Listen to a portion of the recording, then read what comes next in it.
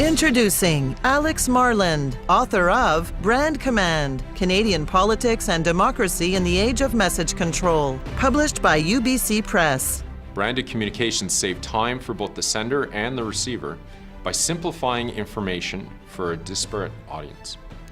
Complex topics are distilled into message themes.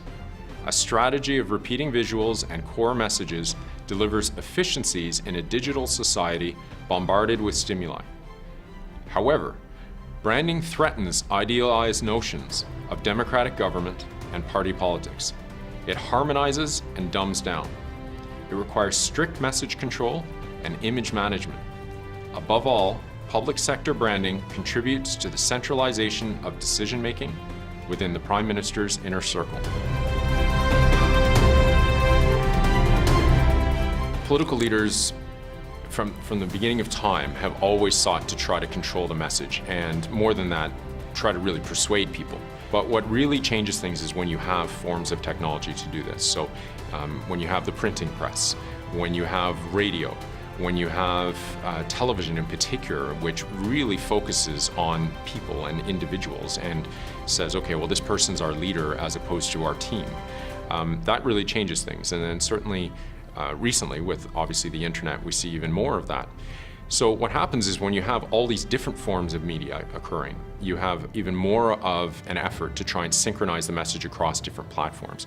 What Brand Command tries to do is open up people's eyes to the type of backroom manipulation that is going on a regular basis. And it would be too easy to say, well, you know, that's only what the Stephen Harper Conservatives did. No, not at all. They are all doing it in different ways.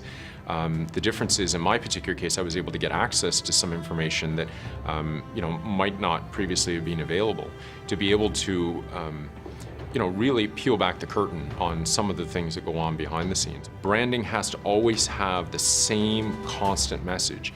And of course, when you take that out of the commercial sphere and you put it into a parliamentary system of democracy, you end up having all sorts of essentially elected officials who are salespeople, as opposed to elected officials who are speaking up for their constituents.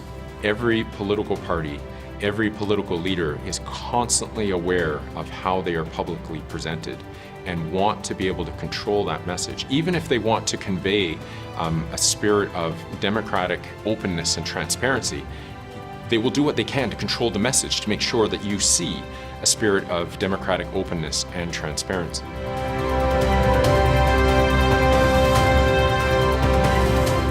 Brand Command, Canadian Politics and Democracy in the Age of Message Control, published by UBC Press.